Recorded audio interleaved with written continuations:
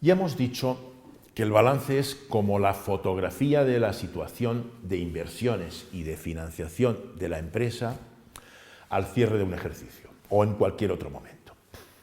Su detalle nos indica en qué partidas están materializando las inversiones, es decir, el activo, y qué otras partidas contribuyen a sostenerlas, es decir, el pasivo, que modernamente se llama patrimonio neto y pasivo. Ahora haremos la distinción. El balance nos muestra también la situación de solvencia, la situación de liquidez de la empresa. En general, para definir estas situaciones se parte de dos reglas de equilibrio generalmente admitidas. No siempre son fáciles de discernir, pero por supuesto son de sentido común. La regla de equilibrio estática dice: las inversiones de carácter fijo deben de estar financiadas por recursos de carácter permanente. Es obvio. Parece de sentido común, puesto que si no fuera así, sería difícil atender la cancelación de recursos si esos vencieran muy pronto, muy deprisa, porque son inversiones de carácter fijo. Hay otra regla de equilibrio, que le llaman regla de equilibrio dinámica, que dice que el ritmo de vencimiento de los recursos ajenos tiene que ser compatible con el ritmo de generación de los resultados por la empresa. Desde luego, esas reglas son fáciles de formular, son de sentido común, pero no siempre son fáciles de aplicar, de discernir en la práctica a partir de los estados financieros.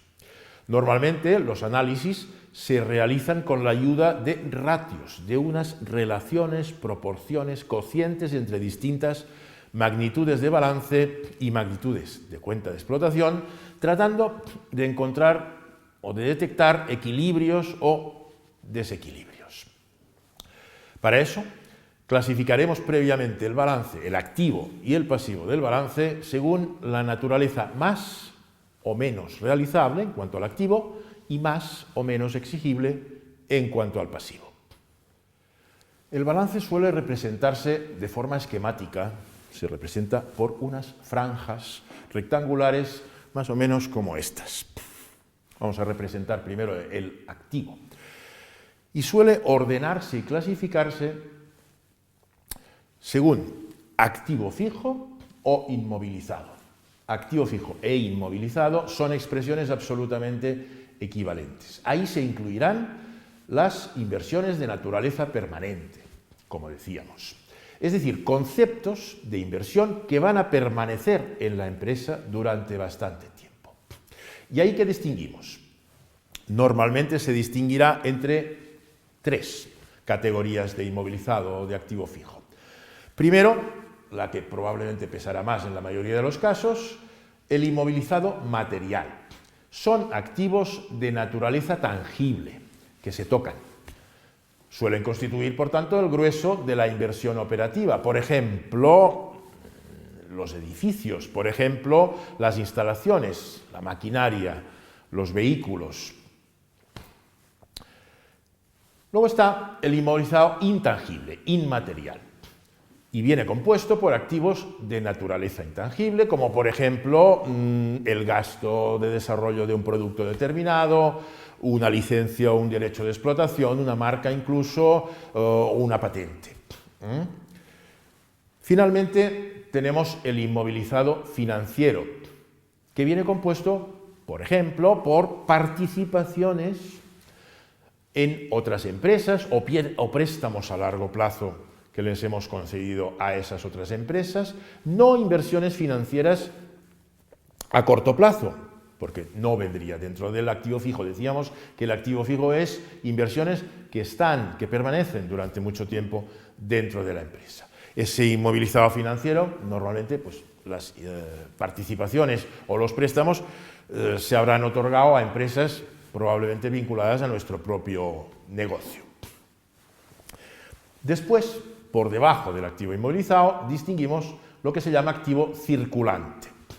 ¿Qué es el activo circulante? Pues por contraposición son activos que se renuevan rápido y relacionados normalmente con la propia actividad del negocio.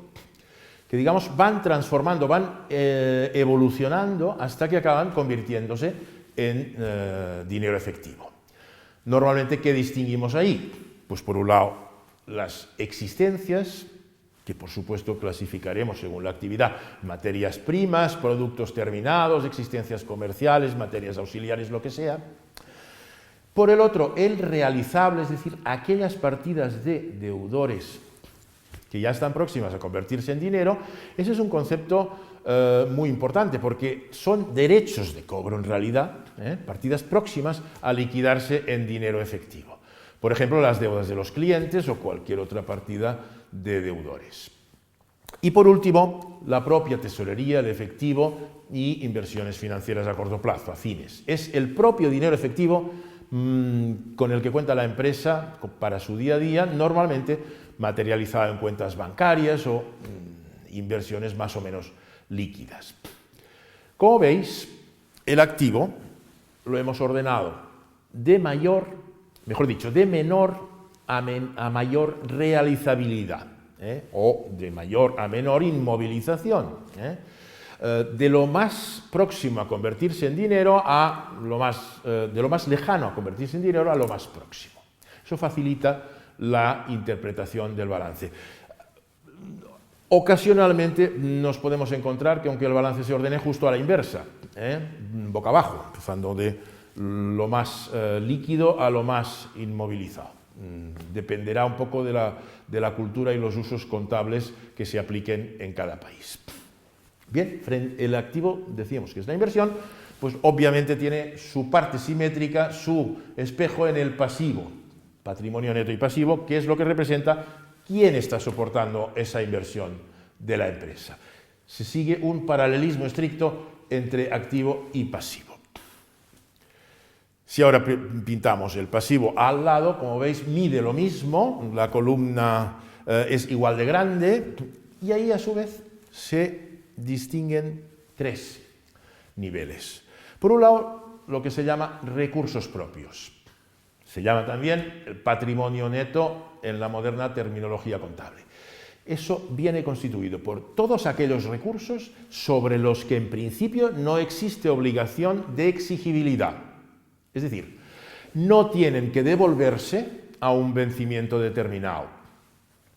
Ahí que podemos encontrar, por supuesto, el capital inicial desembolsado por los socios, las reservas constituidas a lo largo del tiempo, normalmente por acumulación de beneficios, hasta los mismos resultados del ejercicio.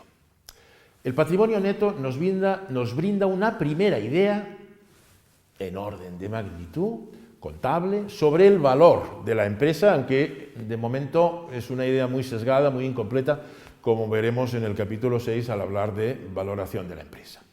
Bien, esos son unos recursos que no tienen vencimiento, lo cual no quiere decir en un momento determinado que determinados recursos de esos no puedan cancelarse. Ya lo veremos. Frente a ello están los recursos ajenos o exigibles. Esos son los que constituyen el pasivo propiamente dicho. Lo podéis ver en la diapositiva y suele distinguirse entre exigible a largo plazo. En muchos casos se asume que se considera a largo plazo todos aquellos recursos cuyo vencimiento sea superior a un año, aunque otras veces el exigible a largo plazo son todos aquellos recursos que por analogía van destinados a financiar el inmovilizado. Por el otro lado tenemos el exigible a corto plazo, que son todos aquellos recursos que van destinados a financiar el circulante o que me cubren parte de lo que no tengo de fondo de maniobra. Créditos a corto plazo, deudas con proveedores y recursos similares. También créditos bancarios o alguna otra partida acreedora. Existen dos conceptos que son interesantes de formular junto con el activo y el pasivo. Son los conceptos de recursos permanentes. ¿A qué se llama recursos permanentes? Como podemos ver en esta representación. Son aquellos recursos estables. Por supuesto, los recursos propios lo son, pero también los recursos ajenos a largo plazo, con vencimiento a largo plazo. La suma de ambos es lo que definimos como recursos permanentes de la empresa. Si restamos de los recursos permanentes el inmovilizado, por cuanto los recursos permanentes lo primero que hacen es cubrir el inmovilizado por sentido común, nos queda como un excedente, al menos en teoría. A este pequeño excedente destinado a cubrir la parte más estable del activo circulante es lo que llamamos fondo de maniobra.